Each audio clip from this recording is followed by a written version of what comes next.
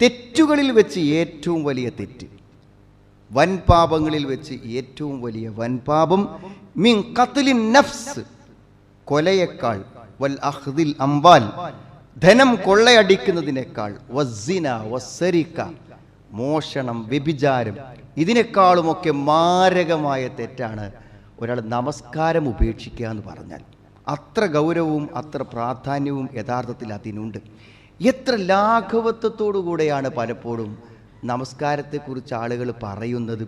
ഇപ്പോൾ നമുക്കറിയാം, എന്തെങ്കിലുമൊക്കെ നിസ്കാരമൊക്കെ വളരെ കൃത്യമായി അനുഷ്ഠിച്ചിരുന്ന, പ്രത്യേകിച്ച് കുറച്ചൊക്കെ പ്രായമായി നിസ്കാരം വളരെ നിസ്കരിക്കാനായിട്ട് ജീവിക്കുന്ന ഒരവസ്ഥയിലായിരിക്കും. വേറൊന്നും അവർക്ക് ചെയ്യാൻ പറ്റില്ല, ഒരു കസേരയിരുന്ന് നിസ്കരിക്കാനേ പറ്റുള്ളൂ. ഇങ്ങനത്തെ ആളുകളെ പോലും ഹോസ്പിറ്റലിൽ കൊണ്ടുപോയി അഡ്മിറ്റ് ചെയ്ത് കഴിഞ്ഞാൽ ഉമ്മങ്ങൾ നിസ്കരിച്ചോ എന്ന് ചോദിക്കാൻ കൂടെയുള്ളവർക്ക് തോന്നാത്തത് എന്താണ്?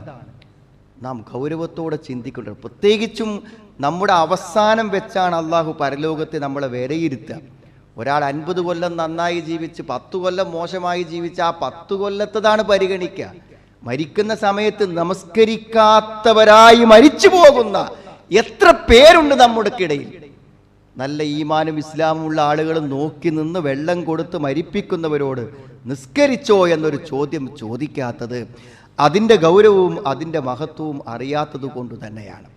ഒരു പക്ഷേ ചെറിയൊരു അഭിപ്രായ ഭിന്നത പണ്ഡിതന്മാർക്കുണ്ടാവാം. ഒരാൾ നമസ്കരിക്കുന്നില്ല എങ്കിൽ അയാൾ മുർത്തദ്ദാണോ, ഇസ്ലാമെന്ന് പുറത്തുപോയ ഒരാളാണോ, അതോ ഒരു ഉദാസീനതയോടുകൂടെ ഇടയ്ക്ക് ഒരു വെള്ളിയാഴ്ച പള്ളിയിൽ പോവും, അല്ലെങ്കിൽ റമദാനാവുമ്പോൾ നിസ്കരിക്കും, അല്ലെങ്കിൽ ഏതെങ്കിലും ഒരു മഗ്‌രിബ് നിസ്കരിക്കും, അല്ലെങ്കിൽ സുബഹ് നിസ്കരിക്കും, ഇങ്ങനെയൊക്കെ ഇടയ്ക്കിടയ്ക്ക് നിസ്കരിച്ച് നിസ്കാരം പറ്റ ഉപേക്ഷിക്കാത്ത ഒരാളെക്കുറിച്ച് നമുക്ക് മുർത്തദ്ദെന്ന് പറയാൻ പറ്റുമോ? മതം ഉപേക്ഷിച്ചവനെന്ന് പറയാൻ പറ്റുമോ? മതത്തിന് പുറത്തുപോയെന്ന് പറയാൻ പറ്റുമോ എന്ന കാര്യത്തിൽ ചെറിയൊരു അഭിപ്രായ ഭിന്നത പണ്ഡിതന്മാർക്കുണ്ടെന്നത് ഒഴിച്ചാൽ ഒരു പക്ഷേ പ്രമാണങ്ങൾ പരിശോധിക്കുമ്പോൾ പലപ്പോഴും നമുക്ക് മനസ്സിലാവുന്നത് ഒരു മുസ്ലിം ഇനി ബാധകമല്ലാത്ത എല്ലാറ്റിൽ നിന്നും അയാൾ പുറത്താണ് എന്നൊരു പക്ഷേ പണ്ഡിതന്മാരുടെ ഫത്വകളിൽ നിന്ന് മനസ്സിലാവും. ഇത്ര ഗൗരവമുണ്ട്. ഒരു നിസ്കരിക്കാത്ത ഒരാളെ നമ്മളെ വീട്ടിൽ മകനായിട്ടോ മകളായിട്ടോ വാപ്പയായിട്ടോ ഉമ്മയായിട്ടോ ഭർത്താവായിട്ടുണ്ടെങ്കിൽ അവരെ നമ്മളെ കൂടെ താമസിപ്പിക്കാൻ പാടില്ല എന്നുപോലും പറഞ്ഞ മഹാന്മാരായ പണ്ഡിതന്മാരുണ്ട്. എത്ര ഗൗരവമുള്ള കാര്യമാണ്. എന്താ സുഹൃത്തുക്കളെ ഈ നിസ്കാരത്തിന് ഇത്ര വലിയ പ്രാധാന്യം? നമുക്ക് നിസ്കാരമില്ലാത്തവന് ഒന്നുമില്ല. കാരണം നിസ്കാരത്തിന്മേണ് ഒക്കെ നിലനിൽക്കുന്നത്. നേരം വെളുക്കുമ്പോൾ വീട്ടിൽ നിന്ന് ഇറങ്ങിയ ഒരാൾ, ഒരു മുസ്ലിമും ഒരു മുസ്ലിം അല്ലാത്തവനും തമ്മിലുള്ള വ്യത്യാസം എന്താ സുഹൃത്തുക്കളെ? അവൻ ഉച്ചക്ക് ചോറ്റും പാത്രം എടുത്തിട്ട് തിന്നാൻ പോകുമ്പോൾ നമ്മൾ നിസ്കരിച്ചിട്ട് വരാന്ന് പറയും. അങ്ങനെ പറയാത്തവന് ഈ ദീനുമായി എന്താ ബന്ധമില്ലാത്തത്? നമുക്ക് എവിടെയും പോവാം, പക്ഷെ 5 നേരം നിസ്കരിക്കുന്നവന് എവിടെയും പോകാൻ പറ്റൂല. അവന് പോകുമ്പോഴേക്കും നിസ്കാരത്തിന്റെ സമയമാവും. അവന് എന്ത് ടൂർ പോയാലും യാത്ര പോയാലും വീട്ടിൽ എന്ത് കാര്യങ്ങൾ നടന്നാലും നിസ്കാരത്തിന്റെ, അതാണ് അവന്റെ ദീൻ. നിസ്കരിക്കണ്ടെന്നുണ്ടെങ്കിൽ പിന്നെ എന്ത് ദീനാണ് നമ്മളിൽ നിലനിൽക്കുക? ദീനിന്റെ എന്തു ചിന്തയാണ് നമ്മളിൽ അവശേഷിക്കുന്നത്? ദീനുമായി എന്ത് ബന്ധമാണുള്ളത്? നിസ്കാരം നിസ്കരിക്കുന്നവർക്കറിയാം അതിൻ്റെ ഒരു ആസ്വാദനം, അതിൻ്റെ ഒരു സുഖം, അതിൻ്റെ ഒരു സന്തോഷം. നിസ്കരിക്കുന്നവർക്ക് ഒരു വക്ത് കുറച്ച് നേരം വൈകുമ്പോഴേക്കിനും നെഞ്ചിടിപ്പ് തുടങ്ങും. പടച്ചോനെ നിസ്കരിച്ചില്ലല്ലോ, വക്ത് കഴിയാൻ പോവുകയാണ്. എന്തൊരു ബേജാറുള്ളൊരു കാര്യമാണ് സുഹൃത്തുക്കളെ. ഇപ്പൊ നിസ്കരിക്കാത്തവരെ കുറിച്ച് ചോദിച്ചപ്പോൾ പണ്ഡിതന്മാർ പറഞ്ഞു, അവനൊക്കെ ഈമാൻ ഉണ്ടെന്ന് എങ്ങനെ പറയും? ഈമാൻ നമ്മളെങ്ങനെ നിസ്കരിക്കാതിരിക്കാൻ സമ്മതിക്കുമോ? നമ്മളെ ഈമാൻ നിസ്കരിക്കാത്തവനായി നടക്കാൻ നമ്മുടെ ഉള്ളിൽ ഒരു ഈമാൻ, സ്വർഗത്തെക്കുറിച്ച് നരകത്തെക്കുറിച്ച് അള്ളാനെ കുറിച്ച് വിചാരമുള്ള ഒരാൾക്ക് എങ്ങനെയാണ് ഒരു ളുഹറിന്റെ സമയം ഒരു അസറിന്റെ സമയം നിസ്കരിക്കാതിരിക്കാൻ എങ്ങനെ അയാൾക്ക് കഴിയും എന്നാണ് അവർ തിരിച്ചു ചോദിക്കുന്നത്. അതുകൊണ്ട് ഗൗരവമുണ്ട് സഹോദരങ്ങൾ ഈ കാര്യത്തിന്. നിസ്കരിക്കുന്നവനുമായിട്ടേ എനിക്ക് ബന്ധമുള്ളൂ അല്ലവൻ, അല്ലാതൊരു ബന്ധമില്ല എന്നാണ്. ആദ്യമായിട്ട് പരലോകത്ത് വിചാരണ ചെയ്യുന്ന നിസ്കാരമാണ്. നല്ല അവലുമായി യുഹാസബുൽ അബ്ദ്. എന്തപ്പ അതിന്റെ അർത്ഥം? പല വ്യാഖ്യാനങ്ങളും പണ്ഡിതന്മാർ പറഞ്ഞിട്ടുണ്ട്. ഒരു പ്രധാനപ്പെട്ട വ്യാഖ്യാനം, പരലോകത്ത് അല്ലാഹു ചോദിക്കും നിസ്കരിച്ചോ എന്ന് ചോദിക്കും. നിസ്കരിച്ചിട്ടില്ല എന്നാണ് മറുപടി എങ്കിൽ അതിന്റെ അപ്പുറത്തേക്കുള്ള ഒന്നിനെ കുറിച്ചും പിന്നെ ചോദ്യമില്ല എന്നാണ്. എത്ര ഗൗരവമുണ്ട്! നിസ്കരിച്ചു എന്ന് പറഞ്ഞാലേ ബാക്കി കാര്യങ്ങളെ പരിഗണിക്ക പോലും ചെയ്യുള്ളൂ എന്നാണ്. ഞാൻ എന്തൊക്കെയോ കാര്യങ്ങൾ ചെയ്യുന്നുണ്ട് എന്നാണ് ആൾക്കാർ വിചാരിക്കുന്നത്. എന്തൊക്കെ ചെയ്തിട്ടും സുഹൃത്തെ ഒരു കാര്യവുമില്ല. 5 നേരം സ്ഥിരമായി നിസ്കരിക്കുക. അതിലൊരു സങ്കടാര കാര്യങ്ങൾ 4 വക്ത് നിസ്കരിക്കും, 1 വക്ത് നിസ്കരിക്കൂല. അവരെ കാര്യങ്ങളൊന്നും ആലോചിച്ച് നോക്കുക. നിങ്ങൾ 4 വക്ത് അയാൾ നിസ്കരിക്കും, 1 വക്ത് നിസ്കരിക്കൂല. അവരൊക്കെ എന്തിനാണ് ആ 4 വക്ത് നിസ്കരിച്ച് ഒരു വക്ത് ഒഴിവാക്കുമ്പോൾ അയാൾ 4 വക്തും നിസ്കരിക്കാത്തവനെ പോലെ തന്നെയാണ്. എന്താണ് ആ അധ്വാനത്തിനൊരു കാര്യം? 5 വക്ത് തികയുന്നില്ലെങ്കിൽ എന്താണ് ആ നിസ്കാരം കൊണ്ടൊരു പ്രയോജനം? ഗൗരവമുണ്ട് സുഹൃത്തുക്കളെ ഈ കാര്യങ്ങൾക്ക്. ഇങ്ങനത്തെ ഒരു തലമുറ വരുമെന്നാണ് ഇസ്ലാമിൽ പിൽക്കാലഘട്ടങ്ങളിൽ ഇസ്ലാമിൻ്റെ മൂല്യങ്ങളും പ്രവാചകാധ്യാപനങ്ങളും ഒക്കെ ശരിക്ക് പഠിക്കുകയും മനസ്സിലാക്കുകയും ചെയ്യാത്ത തലമുറയിൽ സംഭവിക്കുന്ന തകരാറായിട്ട് ഖുർആൻ തന്നെ പറഞ്ഞു, ഫഖലഫ മിൻ ബഅദിഹിം ഖൽഫ്, ഇവർക്ക് ശേഷം ഒരു പിൻഗാമികൾ വരും, മറ്റൊരു ആളുകൾ വരും. അലാഉസ്സലാത വത്തബഉശ്ശഹവാത്ത്, അവർ നമസ്കാരത്തെ അവർ പാഴാക്കും, ദേഹേച്ഛകളെ പിൻപറ്റും. മനുഷ്യന് ഇഷ്ടവും സന്തോഷവുമുള്ള എന്തൊക്കെ തോന്നിവാസങ്ങളുണ്ടോ അതിൻ്റെ ഹലാലും ഹറാമൊന്നും നോക്കൂല, അതൊക്കെ ചെയ്തുകൊണ്ട് അവർ പോകും. മുസ്ലിമാന്ന് പറയും, എന്നിട്ട് അവൻ്റെ മനസ്സാഗ്രഹിക്കുന്ന എല്ലാ തിന്മകൾക്കും ന്യായമുണ്ടാക്കി ചെയ്തുകൊണ്ടിരിക്കും. എല്ലാ വൃത്തികേടും കണ്ടും കേട്ടും ആസ്വദിച്ചും കൂട്ടുകൂടിയും പോകും. നിസ്കാരം ഉണ്ടാവൂല. അവർ ചെയ്യുന്ന തെറ്റിന്റെ ഫലം അവൻ കണ്ടുമുട്ടുക തന്നെ ചെയ്യും, അവന്റെ ശിക്ഷ അവൻ ഏറ്റുവാങ്ങുക തന്നെ ചെയ്യും എന്ന് പറയുന്നു. അതുകൊണ്ട് നിസ്കാരം നമ്മൾ ഉൾക്കൊള്ളുന്നു. നമ്മൾ നിസ്കരിക്കണമല്ലോ, നമ്മൾ ഈ പള്ളിക്ക് വന്നത്. നമ്മൾ 5 നേരം നിസ്കരിക്കാത്ത ഒരാളും ഒരു പക്ഷേ ഈ ഒരു ജുമയിൽ പങ്കെടുക്കുന്നുണ്ടാവില്ല. പക്ഷെ നമ്മുടെ വീട്ടിലുണ്ടോ, നമ്മുടെ അയൽപക്കത്തുണ്ടോ, നമ്മുടെ സഹപ്രവർത്തകരിലുണ്ടോ, അവരോട് നമ്മൾ പറയണം, സുഹൃത്തെ നിസ്കരിക്കാതെ പോകരുത് എന്ന് അവരോട് പറയാൻ നമുക്ക് പറ്റണം. എന്തേ കാര്യം? നരകത്തേക്ക് കയറി പോകുമ്പോൾ എത്ര ഭയാനകമാണ് സുഹൃത്തുക്കൾ, എത്ര ഹതഭാഗ്യരാണ് നരകം വിധിക്കപ്പെടുന്നവർ. അയക്ക് കയറുമ്പോൾ ചോദിക്കുകയാണ്, മാ സലകകും ഫീ സഖർ ഖാലൂ ലൻ നകു മിനൽ മുസല്ലീൻ, എന്തേ സഖർ എന്ന നരകത്തേക്ക് എന്തേ വരാൻ? അവർ പറയും, ഞങ്ങൾ നിസ്കരിച്ചിരുന്നില്ല. ഒന്നാമത്തെ മറുപടി ആലോചിക്കുക, നിസ്കരിക്കാത്ത നരകത്തിലാണ്, അവന് സ്വർഗല്ല. അപ്പൊ നിസ്കരിക്കാത്തൊരു സുഹൃത്തുണ്ടോ നിങ്ങൾക്ക്? എങ്കിൽ അവനെ കാണുമ്പോൾ നരകം നമുക്ക് ഓർമ്മ വരണം, അവനെ തിരുത്തണം, അവനെ മാറ്റണം. നിസ്കരിക്കാത്തവനാണോ നിങ്ങളുടെ ഭർത്താവ്? ആലോചിക്കേണ്ടതുണ്ട് സഹോദരി അവന്റെ കാര്യം. കാരണം എന്തുകൊണ്ടാണ് അറിയും? വിശുദ്ധ ഖുർആൻ സൂറത്ത് തൗബയിൽ പറഞ്ഞു, ഫഇൻ താബൂ വഅഖാമുസ്സലാത വആതഉസ്സകാത്ത്, അവർ നിസ്കരിക്കും സകാത്ത് കൊടുക്കും ചെയ്യുകയാണെങ്കിൽ ഫഇഖ്വാനുക്കും ഫിദ്ദീൻ, അവർ മതത്തിൽ നിങ്ങളുടെ കൂട്ടുകാരാണ്. നിങ്ങൾ ഇസ്ലാമിൽപ്പെട്ട ഒരാളാണെന്ന് നിങ്ങൾക്ക് ഒരാളെ പറ്റി വിചാരിക്കണമെങ്കിൽ എന്ത് വേണമെന്നറിയോ? അവൻ നിസ്കരിക്കണം, സകാത്ത് കൊടുക്കണം. നിസ്കരിക്കണോരിലുണ്ട് സകാത്ത് കൊടുക്കാത്ത ആൾക്കാർ. അപ്പോൾ അല്ലെങ്കിൽ അവനെ മുസ്ലിമായി പരിഗണിക്കാൻ പറ്റൂല. ഇത് വെച്ചിട്ട് വിശദീകരിച്ച് പറയുമ്പോൾ കുറേ ഹുക്കുമുകൾ പറയാറുണ്ട്. കാരണം നബി സ്വല്ലല്ലാഹു അലൈഹി വസല്ലം പറഞ്ഞതും ഇതുപോലെ തന്നെയാണ്. ബൈനർ റജുലി വബൈനൽ കുഫ്രി വശിർകി തർക്കുസ്സലാ, കുഫറിൻ്റെയും ഇസ്ലാമിൻ്റെയും ഇടയിലുള്ള വ്യത്യാസം ഷിർക്കിൻ്റെയും. ഇപ്പോൾ ഒരാൾ കുഫറിലാണോ ഷിർക്കിലാണോ എന്ന് എങ്ങനെ തിരിച്ചറിയാം? നിസ്കരിക്കണുണ്ടോ ചോദിച്ചാൽ മതി. നിസ്കരിക്കണില്ലേ, അയാൾ കുഫറിലാണ് എന്ന് മനസ്സിലാക്കണമെന്നല്ല ഈ ഹദീസിൻ്റെ താല്പര്യം. അൽ അഹ്ദുല്ലലി ബൈനനാ വബൈനഹുമുസ്സലാ, നമ്മുടെയും അവരുടെയും ഇടയിലുള്ളത് എന്താണ്? നിസ്കാരമാണ്. വമൻ തറകഹ, അതാരെങ്കിലും ഉപേക്ഷിച്ചാൽ ഫഖദ് കഫറ, അവൻ കാഫിറായി കഴിഞ്ഞു എന്നാണ്. സ്വഹാബത്തൊക്കെ എത്ര പ്രാധാന്യം നിസ്കാരത്തിന് കൊടുത്തവരെ സുഹൃത്തുക്കളെ, എത്ര വലിയ മഹത്വമാണ്. ഉമർ റളിയല്ലാഹു അൻഹു പറയാണ്, ലാ ഹദ്ദ ഫിൽ ഇസ്ലാം ലിമൻ തറക സ്വലാ, നിസ്കാരം ഉപേക്ഷിക്കുന്നവന് ഇസ്ലാമിൽ ഓരോഹരിയുമില്ല. ലാ ഹദ്ദ എന്ന് പറഞ്ഞാൽ അതിൻ്റെ ഭാഷാപരമായ പ്രയോഗപ്രകാരം എന്താ അറിയൂ? ഓരോഹരിയില്ല. എന്തെങ്കിലും ഒരു പങ്ക് ഇസ്ലാമിൽ അവനില്ല എന്ന ആ പ്രയോഗത്തിന് മനസ്സിലാക്കാൻ കഴിയും.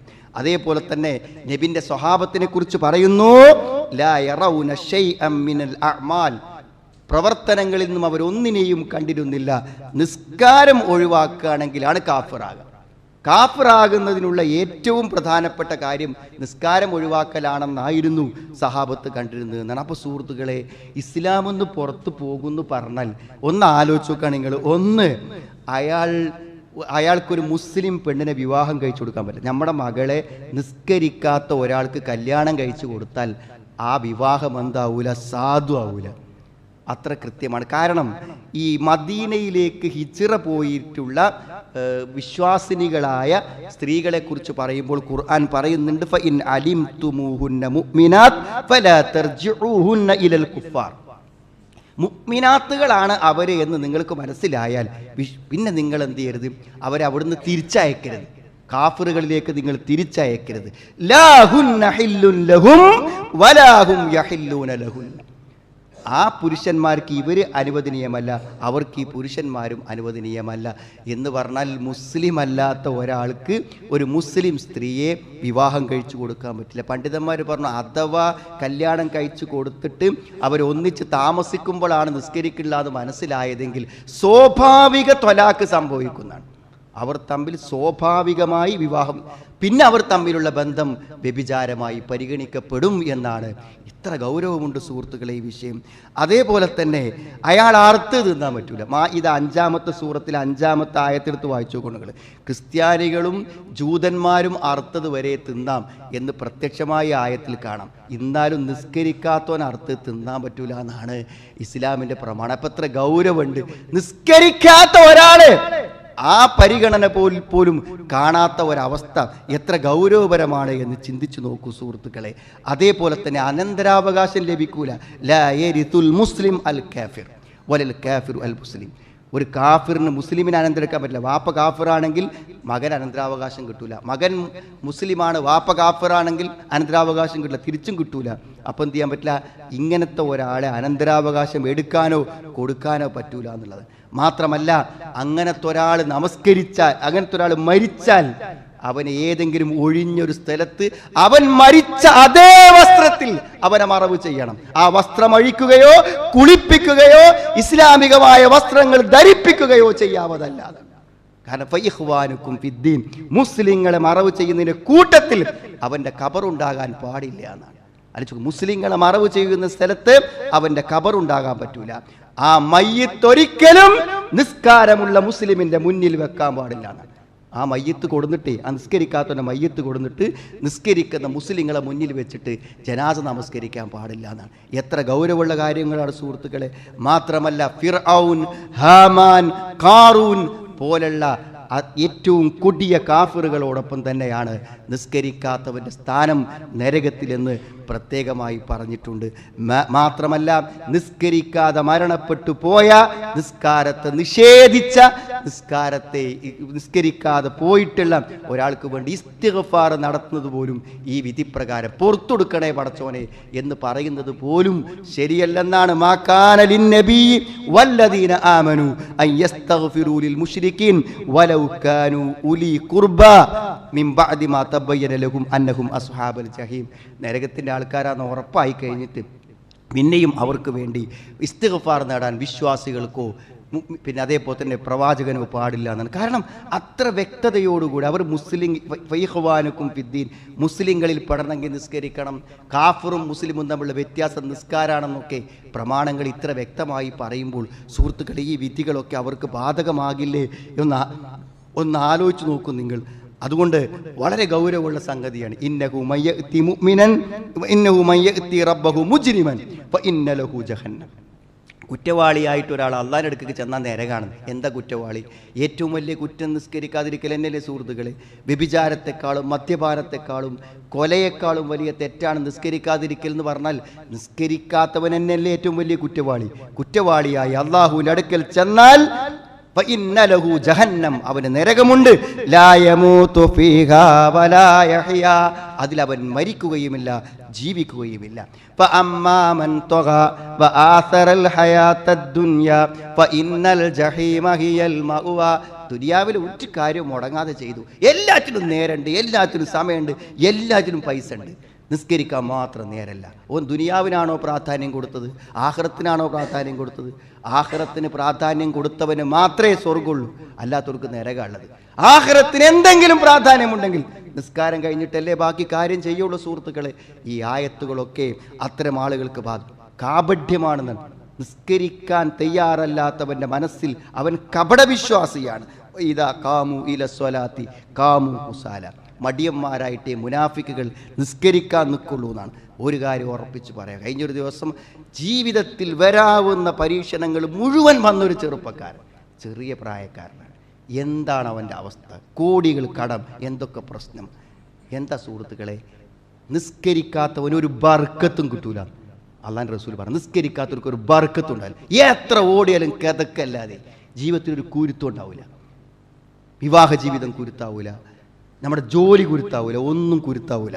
നബി സ്വല്ലല്ലാഹു അലൈഹി വസല്ലം പറഞ്ഞു, മിനസ്വലാത്തി സ്വല, നിസ്കാരത്തിലൊരു നിസ്കാരമുണ്ട്, മൻ ഫാതതുഹു, അതൊരുത്തൻ നഷ്ടപ്പെടുത്തിയാൽ ഫകഅന്നമാ ഉതിറ അഹ്ലഹു വമാലഹു, അവന്റെ സ്വത്തും അവന്റെ കുടുംബവും എല്ലാം തുലഞ്ഞു പോയി, എല്ലാം നഷ്ടപ്പെട്ടു പോയി. 5 നേരം തികച്ച് നിസ്കരിക്കാത്തവർ ജീവിതത്തിൽ ഒരു ബർക്കത്തുണ്ടാവില്ല. ഇപ്പൊ നിസ്കരിക്കാത്തവരൊക്കെ ഒന്ന് ആലോചിക്കുക, എത്ര ഓടുന്നു, എന്തൊക്കെ ചെയ്യണു, എവിടെ എത്തണില്ലല്ലോ. നിസ്കാരം വേണം സുഹൃത്തുക്കൾ. അള്ളാഹുവിൻ്റെ കടാക്ഷവും അനുഗ്രഹവും നിസ്കരിക്കാത്ത ഒരാളിൽ വർഷിക്കുമോ? ഗൗരവമായിട്ട് ചിന്തിക്കേണ്ട കാര്യമാണ്.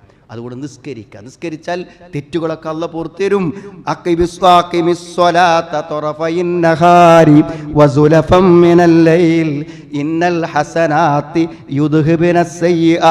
നിസ്കാരം 5 നേരം നിർവഹിച്ചു കഴിഞ്ഞാൽ എന്ത് ചെയ്യും?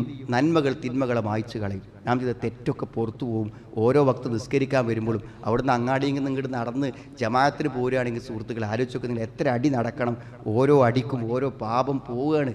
മനസ്സിലായി? ചായ കുടിക്കാൻ ഇറങ്ങണില്ലേ സുഹൃത്തുക്കളെ? പുറത്തേക്ക് വലിയ തിരക്കും ബുദ്ധിമുട്ടൊക്കെ ഉണ്ട് എന്ന് കടിന്നിറങ്ങില്ലേ? ചായ കുടിക്കാൻ ഇറങ്ങണില്ലേ? എല്ലാവറ്റിനും പുറത്തേക്ക് ഇറങ്ങുന്നുണ്ട്. നിസ്കരിക്കാൻ മാത്രം എന്തേ ഇറങ്ങിയാൽ നാം ആലോചിക്കേണ്ട കാര്യമാണ് സുഹൃത്തുക്കളെ. ഉറപ്പിച്ച് പറയാൻ, ഈ പള്ളിയിൽ ജുമാക്ക് വരുന്നവരെ ഇത് കേൾപ്പിച്ചു, ഇത് അവർക്കെതിരെയുള്ളൊരു സാക്ഷ്യമാകും. ഈ വാക്കുകളൊന്ന് ഓർക്കണം. നമ്മൾ ഒരിക്കലും ഈ ജുമ കഴിഞ്ഞ് അടുത്ത അസർ നിസ്കരിക്കാത്തവരാകാൻ പറ്റൂല. നിസ്കാരം ഉപേക്ഷിക്കുന്നത് അത്രയും വ്യാപകമാണ്. നമ്മളിങ്ങനെ വിചാരിക്കും എല്ലാവരും നിസ്കരിക്കും. പൂർവ്വകാലത്തെ വലിയൊരു മഹാപണ്ഡിതനുണ്ട് കേരളത്തിൽ ജീവിച്ച. ആ പണ്ഡിതനോട് വന്നിട്ട് ഒരാൾ പറഞ്ഞു, ഇയാൾ നിസ്കരിക്കലില്ല. അപ്പോഴാണ് അദ്ദേഹം ചോദിച്ചത്, നിസ്കരിക്കാത്ത മുസ്ലിമോ?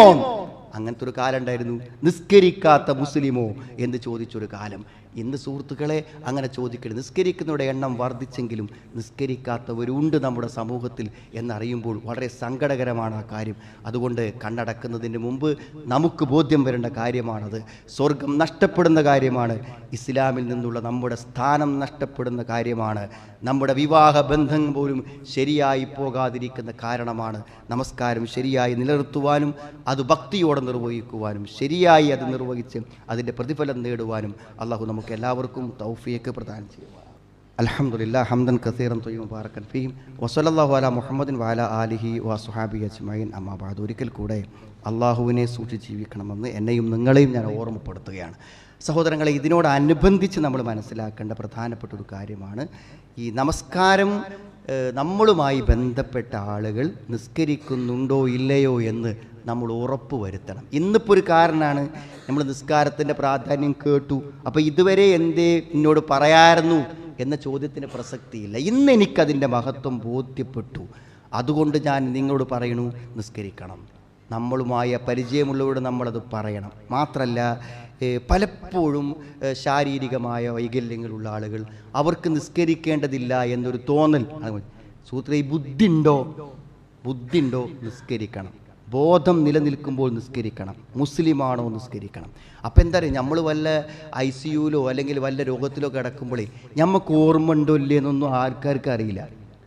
ആൾക്കാർക്കൊന്നും അറിയാൻ പറ്റില്ല. ചിലപ്പോൾ നമുക്ക് നല്ല ഓർമ്മ ഉണ്ടാവും, എന്തേലും പറഞ്ഞാൽ കണ്ണിന്ന് കണ്ണീര് വരുന്നുണ്ടാവും, ചിരിക്കുണ്ടാവും, സന്തോഷിക്കുണ്ടാവും. ഇപ്പം നമുക്ക് വേണം നമ്മുടെ നിസ്കാരത്തെക്കുറിച്ചുള്ള ബോധം. കാരണം നബി സ്വല്ലല്ലാഹു അലൈഹി വസല്ലം വഫാത്താവുമ്പോൾ അസ്വല ഔമാ മലക്കത്ത് അയ്മാനുഹും എന്ന് പറഞ്ഞാൽ അതെന്താ? നിസ്കാരത്തിൻ്റെ കാര്യം. നിസ്കരിക്കാൻ സമയമായോന്ന്. അപ്പോൾ രോഗമായി കഴിഞ്ഞാൽ എൻ്റെ ഗുളിക എവിടെ, മരുന്ന് എവിടെയെന്ന് ചോദിക്കുന്നതിനേക്കാളും പ്രധാനമാണ് നിസ്കാരം അലോഹറായോ അസറായോ എന്നിങ്ങനെ ചോദിക്കണം. സുഹൃത്തുക്കളെ, അടുത്ത വക്ത് എത്തുന്നതിന് മുമ്പാണ് മരണപ്പെട്ടതെങ്കിൽ ഞാൻ അസർ നിസ്കരിച്ചു, മഗ്‌രിബ് ആയതിൻ്റെ മുന്നേ മരിച്ചു, അവസാനത്തെ അസറും കിട്ടി. ഇത് നമുക്ക് ബോധം വേണം.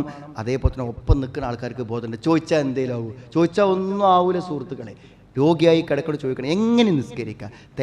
വെള്ളം തൊടാൻ പറ്റുന്ന നിസ്കരിക്കുക. ഇനി അങ്ങനെയും പറ്റില്ലാണെങ്കിൽ എന്താ പറയുക, ഇപ്പോൾ ഈ 3-5 നേരം ബാത്റൂമിൽ കൊണ്ടുപോയി കഴുകി വൃത്തിയാക്കി കൊണ്ടുവരാൻ ബുദ്ധിമുട്ടാണെന്ന് പറയും. ആയിക്കോട്ടെ, പ്രശ്നമല്ല, ഇങ്ങനെ ചെയ്താൽ മതി. സുഹൃത്തെ, 3 നേരം ചെയ്താൽ മതി.